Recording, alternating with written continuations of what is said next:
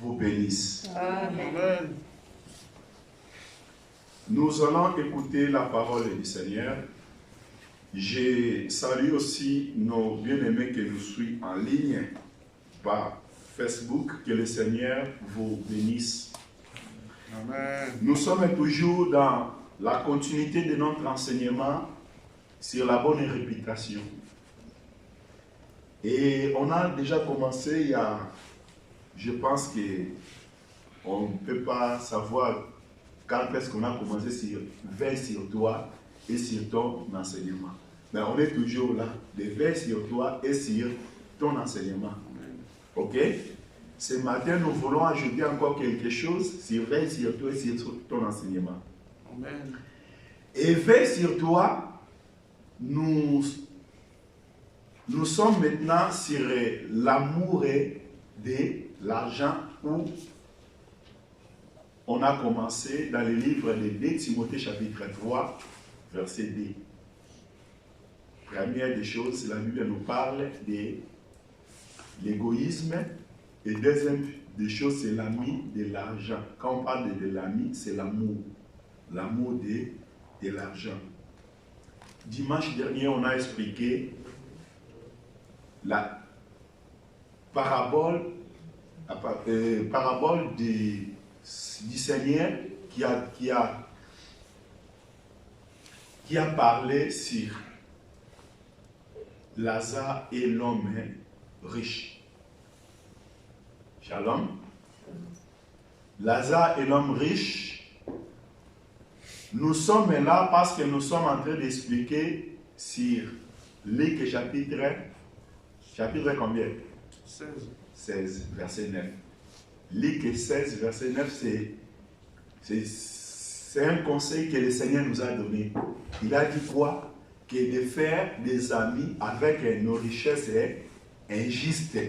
Les jours, quand cette richesse nous manqueront et nous serons accueillis dans une demeure éternelle. On a vu l'homme riche, il avait sa richesse. Mais avec sa richesse, il ne voulait pas faire des amis. C'est ce qu'on a parlé dimanche. L'homme riche, il ne voulait pas faire des amis. Lazare, il était devant sa porte. Lazare, il vivait avec des miettes qui tombaient dans la maison de l'homme riche. Lazare, il avait même des plaies. Et c'est les chiens qui venaient lécher dans ses pieds. Dans ses plaies, pardon. Mais l'homme riche, il vivait avec tout et confort.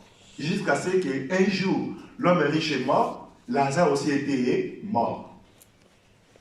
Et pendant qu'ils étaient morts, et ce qui était étonnant, l'homme riche, quand il a soulevé les yeux, il a vu Lazare qui était pauvre.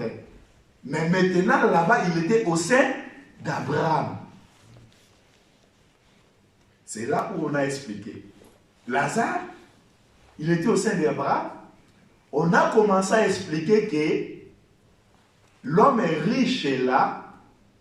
Ça nous a parlé de la maison d'Israël. Et Lazare, ça nous a parlé de nous les nations. Aujourd'hui, parce que Jésus, les jours où la femme cananéenne est venue demander pour qu'il puisse faire quelque chose pour son enfant, il a dit que les pains des enfants, on ne peut pas donner aux chiens. Mais la femme cananéenne, elle a répondu, même des petits miettes qui tombent. Mais qui mangeait les petits miettes? C'était Lazare. Mais la femme cananéenne, elle a dit, même les petits miettes qui tombent,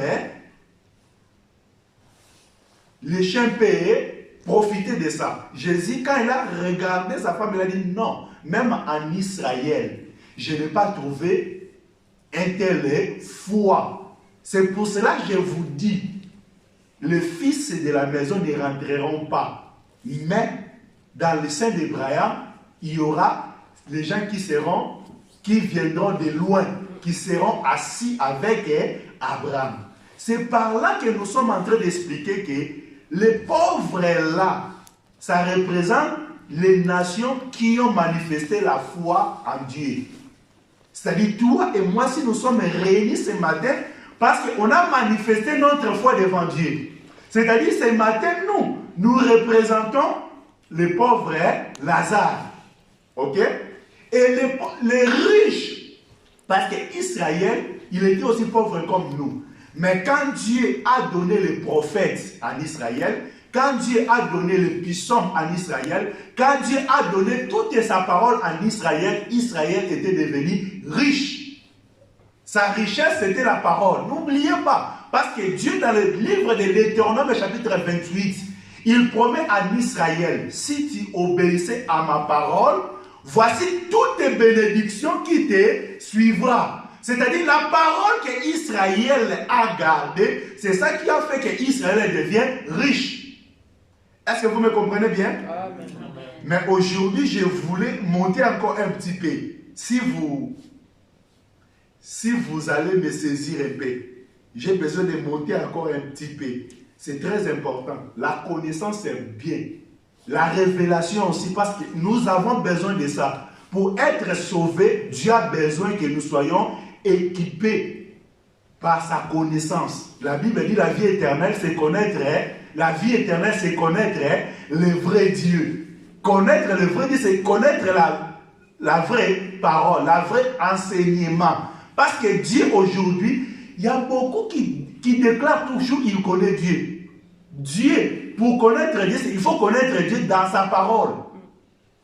Quelqu'un qui n'a pas la révélation, la révélation de la parole, parce que ce livre, c'est compliqué.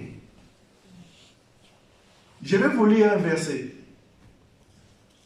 Avant d'expliquer des choses que j'ai besoin d'expliquer aujourd'hui, je vais vous lire un verset qui nous montre la complicité de la parole du Seigneur.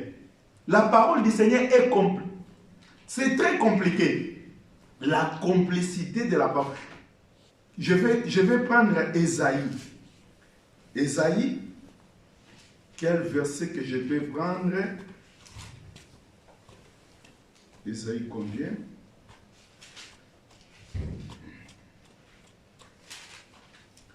La Bible nous parle de cette parole du Seigneur. Comment il est? C'est très compliqué. Ésaïe chapitre 29. Nous allons lire. Ce n'est pas notre sujet, mais j'ai besoin qu'on puisse comprendre quelque chose là-bas. Ésaïe chapitre 29. Nous prenons, aujourd'hui, on a oublié la câble qui nous réunit pour mettre le vidéo, le verset au tableau. Donc, Ésaïe chapitre 29, nous commençons au verset 10. Qu'est-ce que la Bible dit? Car l'Éternel a rendu pour vous un esprit d'assouplissement.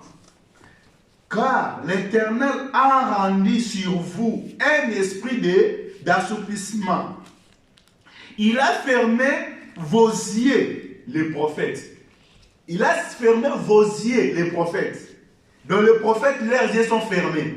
Ce qui a fermé les yeux, c'est le Seigneur. Il a fermé vos yeux, les prophètes.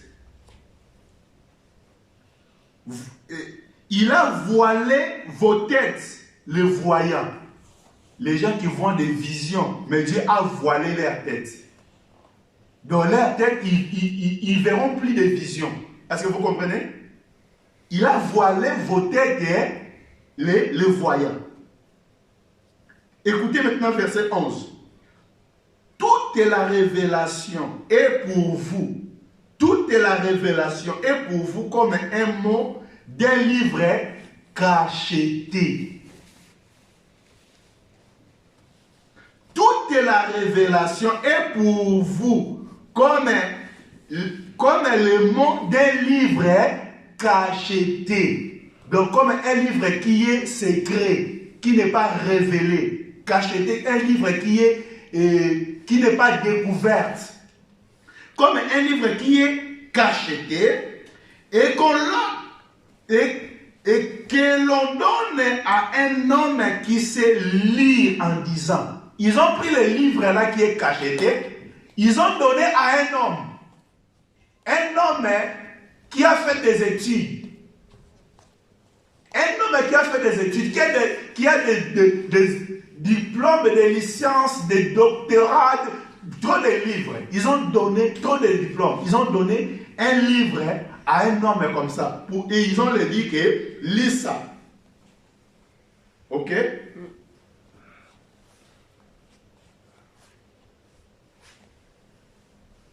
Lis donc cela. Hein? Et qui répond, je ne le puis. Oh, mais tu as fait des études, tu as des diplômes. On te donne un livre qui est cacheté, on te dit lis, et lui il a dit que je ne le puis, je ne peux pas le lire. Pourquoi? Je ne le puis. Il a dit car il est cacheté. C'est un livre c'est un livre secret, qui a des codes, c'est la Bible. On va continuer. Écoutez. Verset 12. Ou comme un livre qu'on donne à un homme qui ne sait pas lire en disant, lis donc cela, et qu'il répond, je ne sais pas lire. Écoutez le verset 13. Le Seigneur dit que ce peuple s'approche de moi. Oh. Donc tout ce que le Seigneur il est en train de dire, c'est pour dire à un peuple. Les voyants là, les prophètes là qu'il a dit que leurs entendements sont dans l'assouplissement, c'est pour un peuple. Et ce peuple-là maintenant, c'est Dieu qui a expliqué maintenant pour ce peuple. Car le Seigneur dit, quand ce peuple s'approche à moi, qu'est-ce qu'il arrive? Il m'honore de la bouche et des lèvres. Vous voyez? De la bouche et des lèvres. Mais son cœur est éloigné de moi. Et la crainte qui y a à moi, c'est qu'un précepte de tradition humaine. C'est ça les choses qui se passent dans l'église aujourd'hui. Les gens disent que nous connaissons le Seigneur, nous marchons avec le Seigneur. Mais la révélation de la parole, l'explication de la parole, ils n'ont pas. Or, quelqu'un qui n'a pas la révélation de la parole du Seigneur, il ne peut pas marcher avec le Seigneur. Il va adorer le Seigneur, mais par les lèvres. Pas dans le cœur. Parce que le cœur, il faut que tu comprennes d'abord la révélation de Dieu. Or, la révélation de Dieu, c'est quelque chose qui est cacheté. Qui est caché. Ok? C'est-à-dire, avant de marcher avec le Seigneur, il faut avoir la révélation du Seigneur. Il faut que Dieu te révèle sa parole. C'est pour cela que la Bible a dit que la vie éternelle, c'est connaître le vrai Dieu. Le vrai Dieu, c'est connaître le vrai enseignement. C'est pour cela que nous insistons toujours dans l'enseignement, parce que la vie éternelle, c'est lié dans l'enseignement. Personne ne peut dire que j'aurai la vie éternelle s'il n'a pas eu le bon enseignement. D'abord, c'est l'enseignement. Parce que Philippe a demandé, Seigneur, montre-nous le Père, cela nous suffit. Montre-nous le Père. Le Père, c'était quoi? C'était l'enseignement. Montre-nous l'enseignement, cela nous suffit. Et maintenant, Jésus répond, Philippe, tu ne me connais pas depuis tout ce temps que je suis avec vous. Tu ne me connais pas. Celui qui m'a vu a vu le Père. Mais celui qui m'a vu a vu quoi? Au commencement était la parole. La parole était avec Dieu et la parole fait chair. C'est lui qui a vu la parole. C'est lui qui a la révélation de la parole. Jésus. Moi je vous dis et je répète. Si aujourd'hui quelqu'un vient nous présenter que c'est moi qui est Jésus, qui était mort sur la croix, on va le chasser. Chez nous, on va les chasser.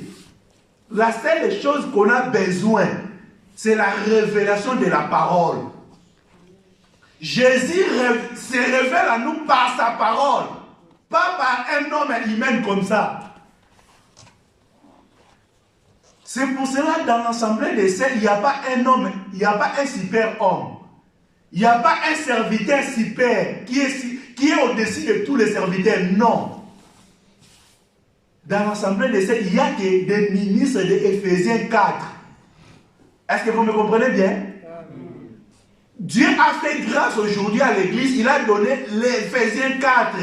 Les pasteurs, les apôtres, les docteurs, les évangélistes. Ce sont les Éphésiens 4 là. Et ces Éphésiens 4, personne ne va dire que personne va prêcher comme moi. Non. Je vous dis, l'enseignement que je vous donne, je sais que je reste dans les limites de l'enseignement des apôtres. Mais demain, vous aurez d'autres serviteurs qui viendront ici. Quand il va ouvrir la bouche, vous direz que notre pasteur, il ne prêche pas. Est-ce que vous me comprenez? Parce que vous aurez l'explication, la profondeur encore de l'explication des choses. Parce que chacun de nous, quand Dieu nous appelle, il a donné chacun selon sa capacité, selon sa grâce. Il y a des gens, quand ils parlent, tu vois, c'est comme c'est Dieu qui est descendu, il est en train d'expliquer ces choses. Ou hier, il est dormi avec Dieu, il était avec Dieu. Vous voyez? Donc les secrets qu'il est en train d'expliquer comme... Oh mais non, moi je n'ai jamais lu la Bible comme ça. Quand Jésus, dans le chemin d'Emmaüs, il y avait des disciples. Ok? Il y avait des disciples qui connaissaient la parole du Seigneur. Mais pendant que Jésus explique, il était en train de faire la route avec eux. Et des choses que Jésus parlait, ça faisait quoi? Ça brillait dans leur cœur. Ils ont dit, c'est pour cela quand il disait des choses, ces choses-là, ça brillait au-dedans de nous. Pourquoi? Parce qu'il donnait de l'explication des choses. Donc des choses qui... Mais c'est ce qu'il dit là. Je n'ai jamais écouté. C'est ça, l'évangile. L'esprit que Dieu nous a donné, c'est pour expliquer des choses. Amen. Ce n'est pas dit seulement que viens, Jésus va vous bénir, vous allez avant. Non, ce n'est pas ça seulement. Là sont des choses et des petites choses. Dieu nous a appelés pour des grandes choses aussi. Des grandes choses, des choses qui sont compliquées à comprendre. Dans la doctrine, il y a des choses qui sont compliquées. Mais tout le monde ne fait pas comme ça. Pourquoi? Nous ferons ça parce que ce sont des choses à dire compliquées, mais derrière cette complication-là, il y a la vie. Que Dieu nous bénisse. Amen. Nous continuons toujours dans la même pensée d'expliquer l'homme est riche et le pauvre est Lazare. Mais aujourd'hui, on va expliquer ça pourquoi. On va expliquer ça par rapport à Jésus. Je vais expliquer l'homme est riche. L'homme est riche aujourd'hui. Je vais expliquer comme toi et moi, qui nous sommes des riches. Parce que n'oubliez pas, la Bible dit, riche qu'il était, il était devenu qui? Pauvre. Pour faire quoi? Pour nous enrichir. C'est-à-dire, c'est nous qu'on a pris sa richesse. Et lui, il est devenu pauvre. Donc, aujourd'hui, maintenant, je vais expliquer, nous qu'on a récupéré la richesse de Jésus.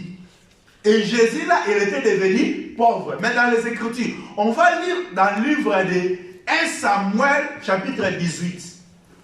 C'est l'histoire de Jonathan et David. 1 Samuel 18. Qu'est-ce qui s'est passé dans la vie de David? Vous savez que David était roi, non? Hein? Oui. Mais un roi pauvre.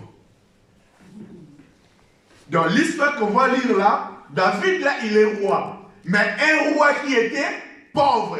C'est pour cela que je vais expliquer David là comme le Seigneur Jésus-Christ. Aujourd'hui. Donc aujourd'hui, l'histoire qui s'est passée là-bas, je prends ça là-bas pour placer ça parmi nous aujourd'hui. Les choses qui s'est passées là-bas, je vais récupérer ces choses là-bas pour placer ça devant nous. La relation qui était entre David et Jonathan, je vais placer ça comme aujourd'hui la relation qui est entre le peuple du Seigneur et le Seigneur Jésus-Christ. Est-ce que vous me comprenez bien? Amen. 1 Samuel chapitre 18. Est-ce que nous sommes là? On va lire des premiers versets à 4e verset. 1 Samuel 18, des versets 1er jusqu'à 4. La Bible a dit, David avait achevé de parler à Saoul, et dès lors, l'âme de Jonathan fut attachée à l'âme de David. Et Jonathan l'aima comme son âme. Ces mêmes jours, Saoul retient David et ne le laissant pas retourner dans la maison de son père. Jonathan fit alliance avec David parce qu'il l'aima comme son âme. Verset 4, ce qui est très important pour nous, ce qui nous intéresse beaucoup. La Bible a dit, il ôta le manteau qu'il portait. Oh. Mais David, toi là, tu es déjà roi parce que tu as déjà reçu l'onction du royaume. Quand David s'est présenté devant Saoul là, il était déjà oint, comme le roi d'Israël. Ok? Bon, on finit d'abord les lectures là-bas. Il ôta les manteaux qu'il portait pour les donner à David. Et il lui donna ses vêtements, même son épée, son arc et sa ceinture. Ok? Est-ce qu'il faut qu'on cherche d'abord là où David était oint? Vous voulez? 1 Samuel 16. 1 Samuel 16. Et on ne va pas lire tout, mais on va commencer à verset 12. À la maison, tu lis 1 Samuel 16, le premier verset. Mais ici, on va commencer à verset 12. Qu'est-ce que la Bible a dit? La Bible a dit quoi? La Bible a dit quoi? Verset 12.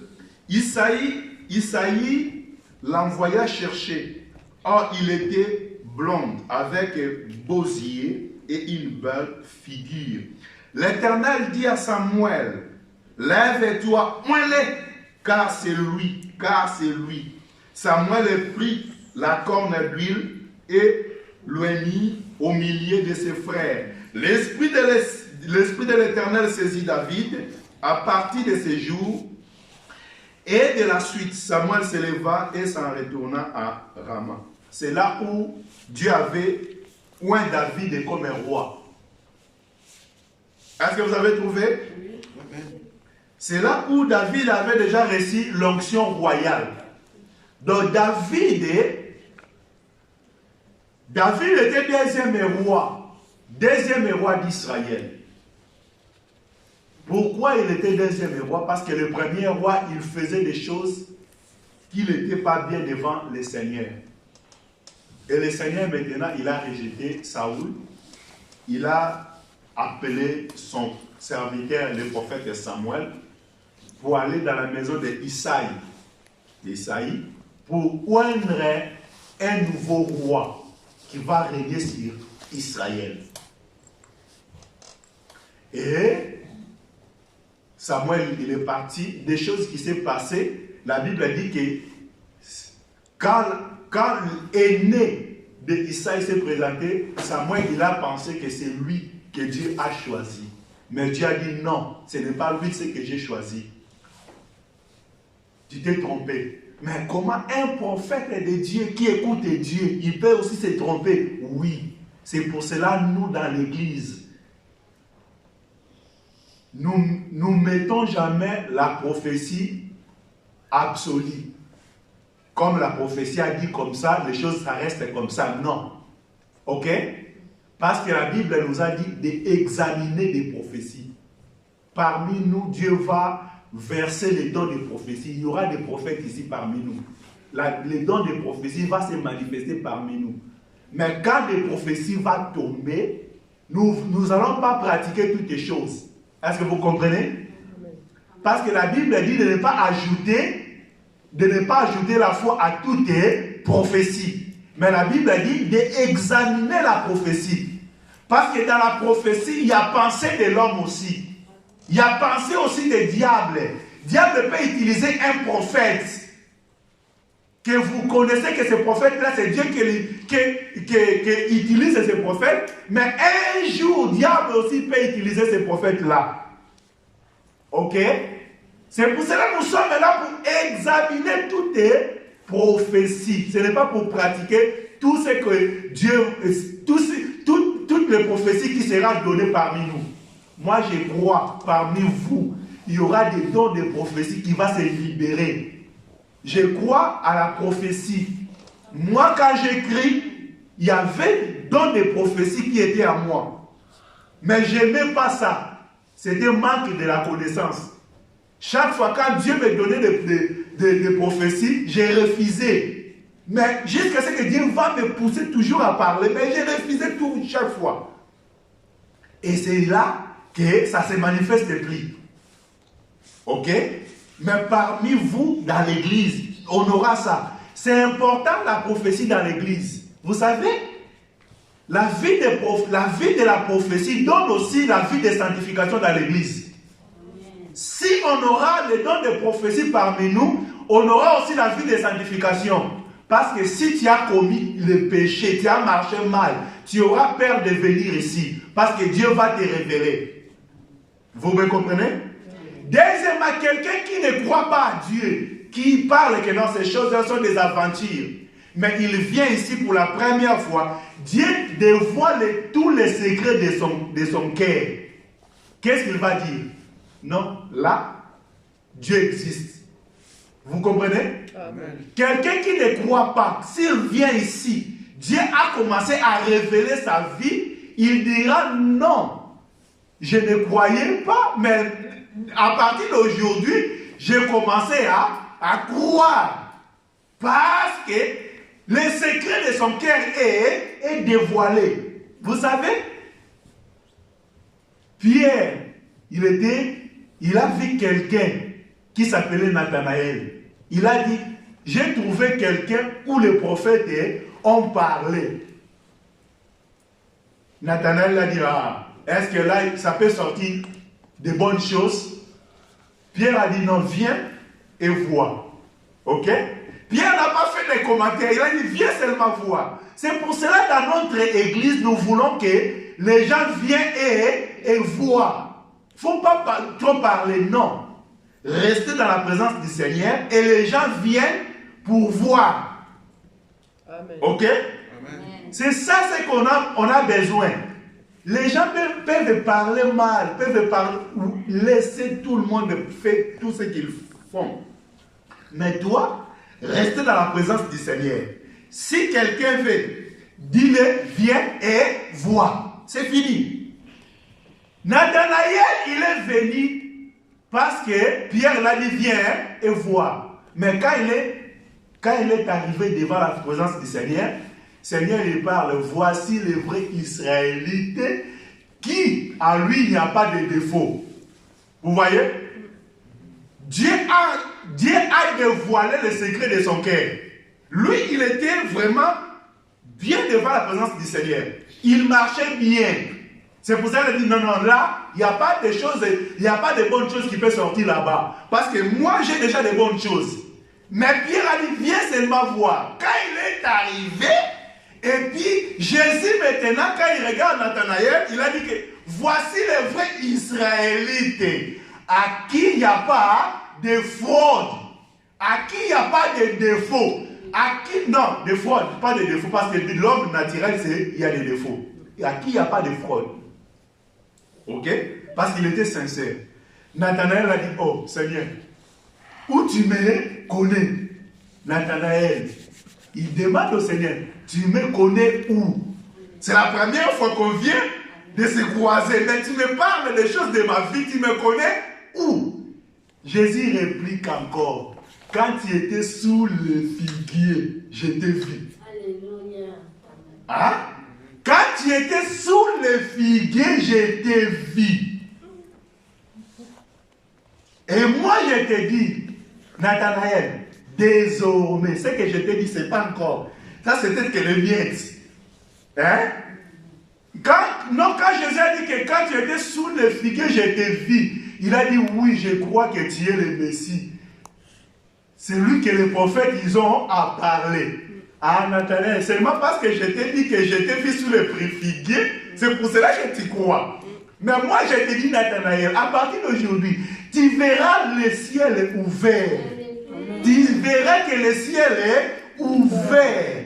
Les anges d'ici, les anges montera et descendra sur le Fils de l'homme. Bien aimé dans le Seigneur, on a besoin pour marcher avec le Seigneur que le ciel soit ouvert. Et quand le ciel est ouvert, les pensées des gens seront dévoilées. Amen. L'église est devenue le lieu des aventures parce que la main de Dieu ne se manifeste pas. Les gens viennent dire, ah, nous tous, nous sommes égaux. Parce que la main de Dieu ne se manifeste pas. Dans l'église de Pierre, dans l'église où Pierre était, il ne disait pas ça. Que nous tous, nous sommes égaux. Non. Est-ce que vous me comprenez bien? Parce que là, il y avait problème. Le ciel était ouvert. Pendant que Saphira, Ananias et Saphira, ils gardaient une somme d'argent, ils pensaient qu'il n'y a personne qui est en train de voir. Mais le ciel était ouvert, avec les caméras. Est-ce que vous me comprenez? Il vient maintenant, non, la somme qu'on a vendue, ça. Ah, Nathanaël, c'est vrai là. Mais les caméras là, les caméras qui sont dans le ciel était ouvert pendant que vous vendez. Les gens aujourd'hui dans l'église, ils marchent parce qu'ils pensent que le ciel n'est pas ouvert.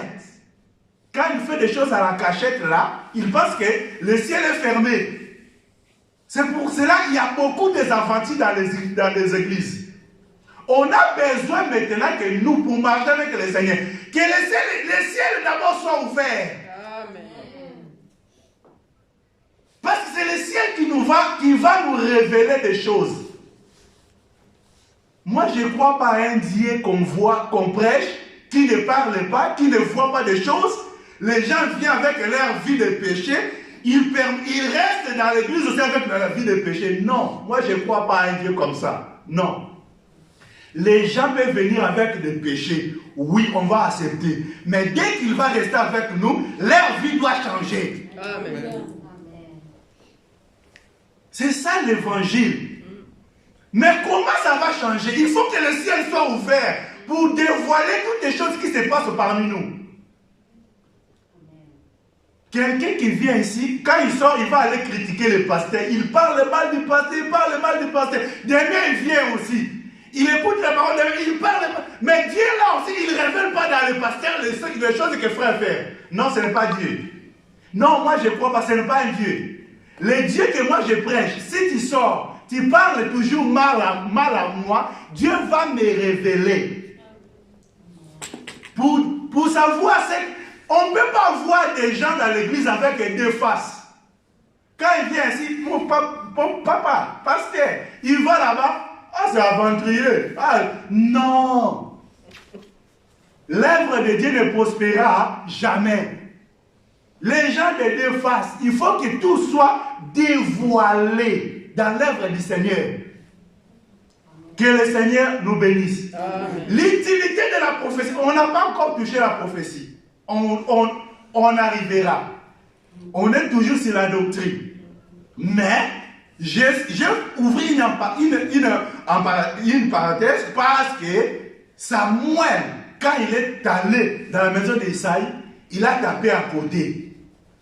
Vous voyez?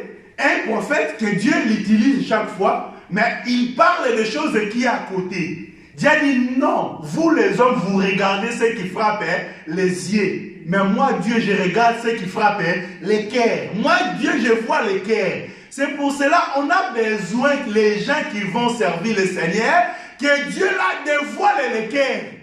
Amen. Ce n'est pas les yeux, ce n'est pas notre apparence. Quelqu'un vient, bon, l'apparence là c'est bien. Mais ce qui est important de voir le cœur. Dieu avait vu le cœur de David. Dieu n'a pas vu l'apparence de David, parce que David était le plus petit. Il y avait ses grands frères qui étaient des géants. Des géants. Ils étaient déjà engagés dans l'armée. Si Dieu regardait la corpulence, il devait choisir les grands frères là.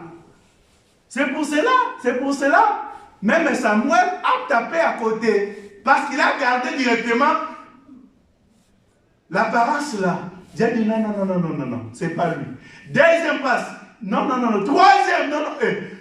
Tous les enfants, les 7 sont passés. Il n'y avait personne. Les 7 là, c'est-à-dire c'était le cœur de papa, c'était dans les 7 là. Ok? Parce que quand Dieu a dit que je vais poindre un roi, si papa pensait aussi de David, il devait appeler aussi David. David, parce que demain, prophète va venir pour poindre. Je ne sais pas si c'est toi, si c'est tes frères. Mais il a choisi les 7 premiers, il laisse David à côté. Donc ça dit papa aussi ne comptait pas à David. Bien aimé dans le Seigneur, dans la vie, ne faut pas attendre la considération des hommes. Ne faut pas attendre seulement ce que les hommes vont parler encore d'abord de toi. Les hommes peuvent t'abandonner, comme David était abandonné de son propre papa. Ok? Parce qu'un projet comme ça, papa, il ne devait jamais mettre David à côté. Il faut mettre tous les enfants en place. Mais papa, il a oublié David. Il a dit non, là, il est un homme de la forêt. Dieu ne peut pas choisir un homme de la forêt. Quelqu'un qui est derrière toujours les brebis, un berger. Non. Dieu va choisir les gens qui sont exercés dans les armées. C'est eux qui vont défendre le peuple. Mais Dieu regardait celui qui était derrière. C'est pour cela que quand je regarde là où nous étions bien aimés, on ne peut pas frapper la poitrine. Je sais où Dieu nous a ramassés. Je ne peux pas frapper la poitrine, bien aimé. L'œuvre du Seigneur, c'est pour Dieu. Ce n'est pas pour nous. Dieu nous a ramassés, il nous a confiés seulement. Amen. Shalom, Église. Shalom. C'est ça ce que je vous dirai. C'est ça ce que Dieu a mis dans mon cœur. Même demain, Dieu me donne une grande église et comment? Ce n'est pas moi. Je sais où il m'a ramassé. Personne ne pouvait me connaître. Là où je suis né, personne peut regarder là-bas. La famille où je suis sorti, moi, personne ne peut penser de cela. Personne. Amen. Shalom, Église. Shalom. Mais Dieu, il a dit non, tout ça là, tout ce que tu as fait passer, je connais. Non. Maintenant, Samuel demande, est-ce qu'il n'y a pas un autre fils? Ah, j'ai un garçon, un petit, il est toujours dans la forêt. Non, appelle-lui, on ne quittera pas ici s'il n'arrive pas ici. Ah, donc ces réunions-là, ces jours-là, c'était pas pour les grands, tout ce que papa avait préparé, mais c'était pour quelqu'un qui était abandonné. Bien aimé, ne perdre pas l'espérance quand les hommes t'abandonnent. Restez fidèle à ton Dieu.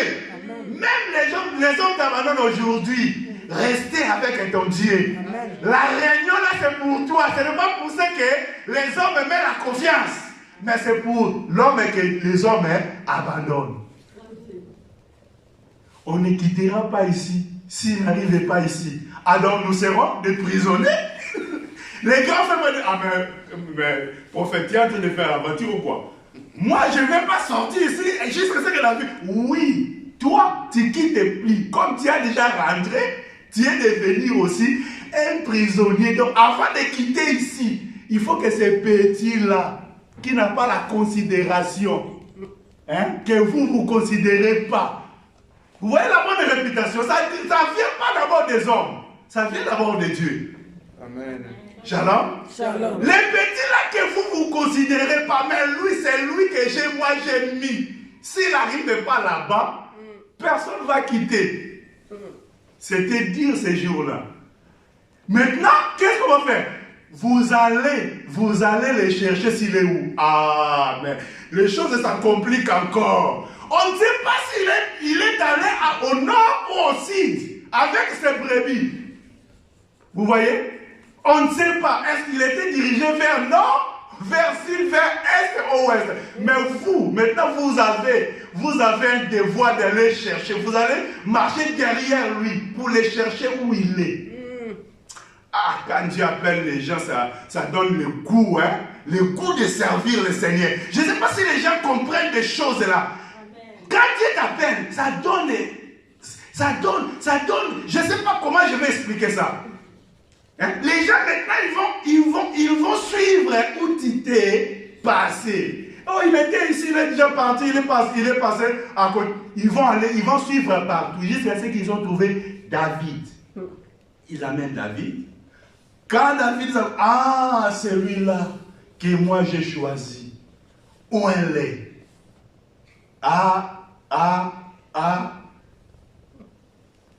David, il devient roi. Mais un roi pauvre encore. Oh, David. Mais toi, tu es devenu roi. Un roi pauvre encore, David.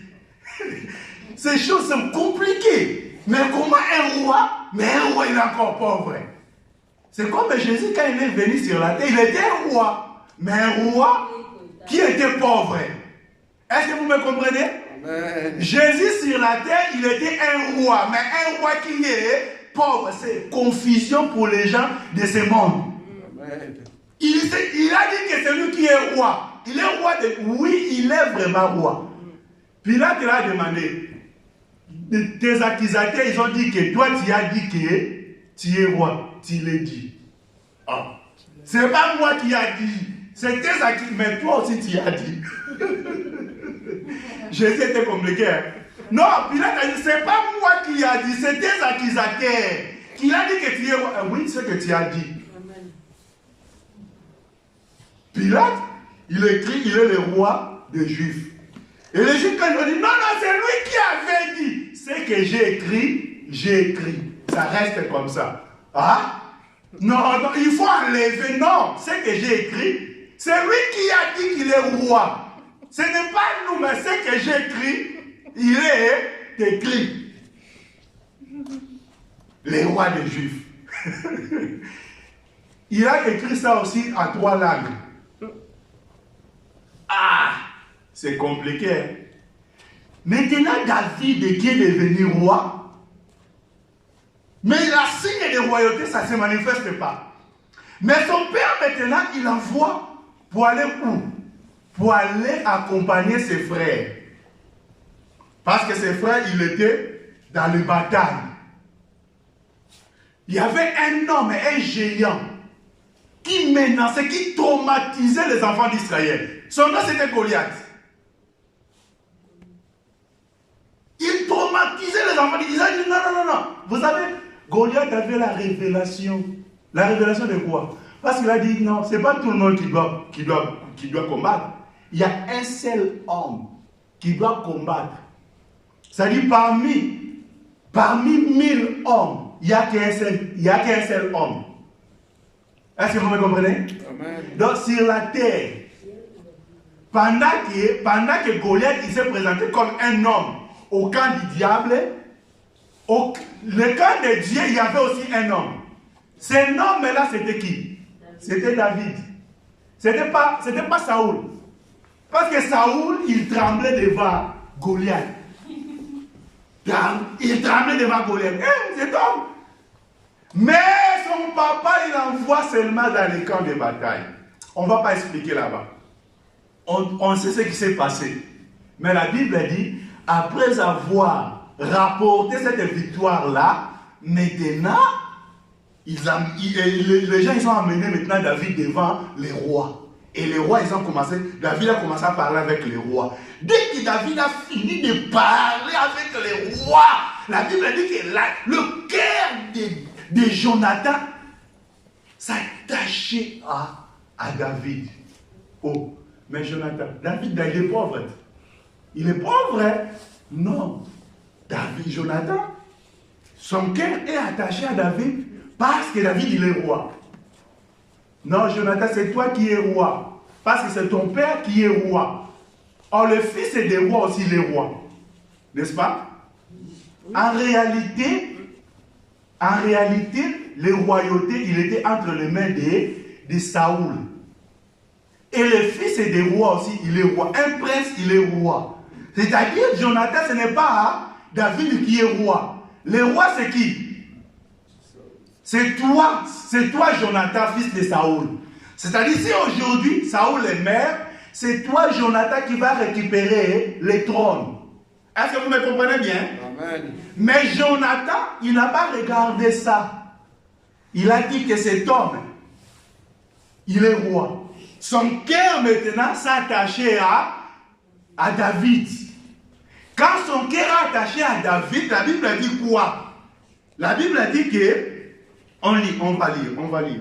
La Bible a dit que David avait achevé de parler avec Saoul. Et dès lors, l'âme de Jonathan fut attachée à l'âme de David. C'est l'âme, hein? Ce n'est pas le corps. Ce n'est pas le corps, mais c'est l'âme. C'est le problème du cœur. L'âme. Ok? C'est l'intérieur de Jonathan qui s'est attaché à l'intérieur de David. L'âme. Jonathan l'aima. Jonathan, verset 2. Jonathan l'aima comme son âme. Ah! Est-ce que quelqu'un peut aimer l'autre comme son âme aussi? C'est même un jour, Saoul retient David et ne laissant pas retourner dans la maison de son père. Jonathan fit alliance avec David. Parce qu'il l'aima comme son âme. Mais les signes d'alliance, qu'est-ce qu'il a fait? La Bible a dit qu'il ôta quoi? Les manteaux qu'il portait pour les donner à David. Vous voyez? Le signe de cet amour n'est pas fini seulement dans le cœur, mais il ôta les manteaux qu'il porta lui-même. C'est-à-dire qu'il s'est dépouillé. Il s'est dépouillé pour qui? Pour David. Et il donna les manteaux qu'il porta à David et lui donna ses vêtements. Il y a beaucoup de choses à expliquer là-bas. Manteau, vêtements, l'épée, l'arc et la ceinture sont des choses à expliquer. Mais je ne vais pas aller parce qu'à cause du temps. Je vais dire seulement que l'amour de Jonathan a fait quoi? Il a fait qu'il donne ce qu'il avait devant un roi. Ok? Mais pourquoi il a donné devant un roi? Parce que ces rois-là, à cette époque-là, c'était pauvre. Et ces rois-là qui étaient pauvres, aujourd'hui, c'est le royaume de Dieu. Le royaume de Dieu, si vous regardez comme ça, c'est comme un royaume des pauvres. Est-ce que vous me comprenez bien? C'est là où je vais expliquer bien maintenant. Si tu regardes l'œuvre de Dieu comme ça, tu verras comme que l'œuvre de Dieu, c'est l'œuvre de la pauvreté. Je ne sais pas si vous me comprenez bien. Jésus, même quand il est venu sur la terre, pendant qu'il prêchait, il était roi. Mais quand tu regardes comme ça, tu peux voir comme il est pauvre. Même pour payer impôt, il a dit à Simon, va pêcher. Tu trouveras l'argent dans la bouche des poissons. Tu paieras impôt pour toi et pour moi. Ok? Ça dit, c'est la signe de pauvreté. Il marche avec comme pauvreté. Même si tu peux aller plus loin, quand Pierre il prêchait, quand il a dit, d'abord avant de prêcher, quand il a dit que j'ai tout quitté, je te suis. Pourquoi? Parce qu'il a dit signe de la pauvreté. Est-ce que vous me comprenez bien? L'œuvre de Dieu aujourd'hui, c'est un synonyme de la pauvreté. L'œuvre de Dieu, ce n'est pas la pauvreté, mais c'est synonyme. La raison pour laquelle Paul il a dit que nous sommes comme des pauvres, mais nous enrichissons plusieurs. Nous sommes comme on n'a rien, mais à nous on a tout. Si tu regardes bien les hommes de Dieu qui prêchent le vrai évangile, ils sont comme des pauvres. Shalom. Shalom. Vraie lèvre du Seigneur sur la terre, ça se manifeste comme une lèvre minimisée, qui n'a pas de considération. Si nous ne cherchons pas la main de ces hommes, nous serons minimisés. Je vais vous expliquer ça bien. Pour vous expliquer ça, je vais prendre la vie de Jean-Baptiste. Jean-Baptiste, c'était le prophète, dernier prophète de l'Ancienne Alliance. Ok? Il était le dernier prophète de l'Ancienne Alliance. Mais pendant qu'il prêchait, sa vie s'est manifestée comme un pauvre. Il habitait où? Dans le désert, liés arides, là où il n'y a pas l'abondance. Ok? Deuxièmement, il revêtait quoi? Le peau de chameau. Troisièmement, il mangeait quoi? Le miel et des sauterelles. Ok? Mais Caïphe, il avait une bonne relation avec Hérode, avec Pilate, parce qu'il était souverain sacrificateur. Toutes les considérations étaient portées vers Caïphe. Mais quand Jésus est venu, il n'a pas loué, il n'a pas élevé Caïphe, mais il a élevé qui? Jean-Baptiste. Il a dit, parmi tous ceux qui sont nés de la femme, il n'y a pas le plus grand prophète que Jean-Baptiste. Ok? Mais le plus petit dans le royaume des cieux est plus grand que Jean-Baptiste. Donc Jean-Baptiste, il est le prophète le plus grand de ceux qui sont nés de la femme. C'est Jean-Baptiste qui est le grand prophète. Mais le plus petit dans le royaume, le plus petit là, c'est Jésus. Jésus parle de sa première venue. Il était petit. Le plus petit là, parce que c'est lui qui n'est pas né de la femme. Tous ceux qui sont nés de la femme sont des humains, sont des hommes. Le plus grand, c'est Jean-Baptiste. Mais le plus petit du royaume, c'est quelqu'un qui ne vient pas de la femme, mais il vient du royaume. Mais quand il est venu, sa première venue, il était le plus petit.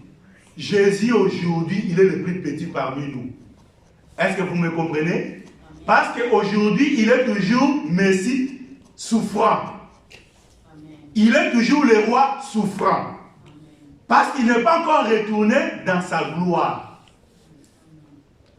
Sa deuxième venue, où Jésus viendra comme un grand. Mais première venue, jusqu'à ce temps que nous traversons, c'est le temps de Jésus petit. Est-ce que vous me comprenez bien? Et s'il est petit, parce qu'il a pris sa richesse, il a donné quelque part. La richesse, il a donné à toi et moi. C'est pour cela que tout ce que nous possédons, c'est à lui. Il s'est privé de tout pour nous donner. Bien-aimé dans le Seigneur, dans l'œuvre du Seigneur, quelqu'un qui marche avec le Seigneur, quelqu'un qui a fait la relation avec le Seigneur, le bien de ce monde ne peut pas occuper la première place de sa vie. Je vais monter encore un petit peu pour expliquer quand même tout ce que je viens d'expliquer. Mais ce qui est important est qu'aujourd'hui, l'homme riche, c'est l'Église. La Bible dit, Éphésiens chapitre 2, je pense verset 10. Attends, je vais voir. Parce que la Bible a dit que toute domination, qu'ils savent que dans l'Église où tout est, Dieu a versé. Éphésiens 2, verset 10. Éphésiens 2, non, c'est pas 10. Éphésiens 2, combien? Attends, je vais chercher si je vais trouver. Éphésiens 3, verset 10, pardon. La Bible dit, c'est pourquoi les dominations et les autorités dans les lieux célestes connaissent aujourd'hui l'Église, la sagesse infiniment variée de Dieu. La sagesse infiniment variée de Dieu. La richesse est infiniment variée. Quand on parle de la sagesse de Dieu, c'est la force de Dieu, c'est la richesse de Dieu. La richesse de Dieu toute la richesse de Dieu est aujourd'hui à l'Église. Est-ce que vous me comprenez? afin que les dominations et les principautés, et c'est pourquoi les dominations et les autorités dans les lieux célestes connaissent qu'aujourd'hui, par l'Église, la sagesse infiniment variée de Dieu. Toute la richesse de Dieu aujourd'hui, il a donné ça à l'Église. C'est-à-dire, tout ce que nous avons aujourd'hui, c'est la sagesse de Dieu. La sagesse de Dieu, c'est Dieu qui est devenu pauvre. Il était riche, il est devenu pauvre pour nous sauver. On va expliquer ça, on peut aller dans le livre des 1 Corinthiens encore, il y a beaucoup de choses à parler. Mais là, on va marcher là-bas. Maintenant, on va toucher à Luc chapitre 12. Luc chapitre 12, vous allez lire ça à la maison. Mais ici, je vais lire quelques versets et on va chuter là-bas. Luc chapitre 12, qu'est-ce que la Bible dit? Est-ce que vous êtes fatigué? Non. Luc 12. Luc chapitre 12. Je commence à verset 13. Quelqu'un dit à Jésus au milieu de la foule, « Maître, dis à mon maître de partager avec moi notre héritage. » Jésus lui répondit, « Ô l'homme, qui m'a établi pour être votre juge ou pour faire vos partages? » Puis, il leur a dit, « Gardez-vous avec soin de toute avarice, car la vie d'un homme ne dépend pas de ses biens. » Serait-il dans l'abondance? Ok? Est-ce que vous avez compris là-bas? Un homme est venu devant le Seigneur. Il demande au Seigneur de dire à son frère pour partager bien des richesses. Jésus dit non, non, je ne suis pas venu pour être juge pour les biens de ce monde, pour la richesse de ce monde. Mais ce que je veux vous dire, veillez-vous de l'avarice de ce monde. Parce que la vie d'un homme ne dépend pas de sa richesse. Shalom. La vie de Jonathan ne dépendait pas de sa richesse. Malgré qu'il avait la richesse. Mais il a compris, ma vie dépend de David. Ma vie dépend d'un roi. Moi, je suis un roi, mais un roi rejeté. Mais David, c'est lui le vrai roi que Dieu a choisi. Amen. Donc ma vie ne va pas dépendre à ce que moi je possède. C'est pour cela qu'il faut que je prenne ce que moi je possède pour confier au roi. Bien-aimés dans le Seigneur, tous nos biens, toutes nos richesses doivent être contrôlées par le Seigneur. Amen. Amen. Jésus attire la sonnette. Il a dit, attention, attention à la avarice, l'amour d'argent, attention. Mais il n'a pas fini là-bas, il a continué encore sa pensée pour nous expliquer bien. Qu'est-ce qu'il a dit? On prend verset 16. Et il leur dit cette parabole. Il a pris encore une autre parabole pour nous enseigner. Qu'est-ce qu'il a dit? Il a pris cette parabole. La Bible dit quoi? Il a dit cette parabole. La terre d'un homme riche avait beaucoup rapporté. Oh, la terre d'un homme riche avait beaucoup rapporté. Et il raisonnait à lui-même disant, que ferai-je, car je n'ai pas de place pour rentrer ma récolte. Oh, quand les choses marchent bien, regarde les pensées des hommes. Regarde les pensées de l'homme. Et il raisonnait. La Bible a dit, voici dit-il, et ce que je ferai, j'abattrai mes greniers, j'en bâtirai de plus grands, j'y amasserai toute ma récolte et tous mes biens. Ok? Et je dirai à mon âme, mon âme, tu as beaucoup de biens en réserve pour plusieurs années. Repose-toi, mange, bois et réjouis-toi. et réjouis-toi. Oh, mais Dieu lui dit insensé. Ouh, Dieu lui dit insensé. C'est que lui-même, ton âme te sera redemandée. Et ce que tu as préparé, pour qui sera saint. Il en est ainsi de celui qui amasse des trésors pour lui-même et qui n'est pas riche pour Dieu. Est-ce que cet enseignement, ça nous interpelle? Cet enseignement, la Bible dit, cet homme, donc il a bien travaillé, il avait des projets, il a bien planifié ses projets. Et ses projets aussi réussissaient. Ces projets a produit encore beaucoup de la rémunération. Donc c'est quelqu'un, c'est comme dans notre temps, c'est quelqu'un qui a beaucoup travaillé, il a trop cotisé. Maintenant, il y a des retraites qui vont gagner une grande somme d'argent de retraite.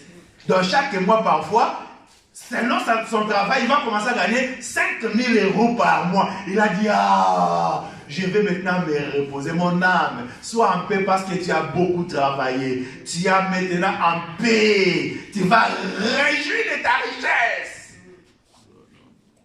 Donc il pense, d'abord, la première des choses qu'on peut voir dans cet homme-là, il pensait que de lui-même. Il n'a pas pensé comme Jonathan a pensé. Vous voyez? Il n'a pas pensé comme Jonathan.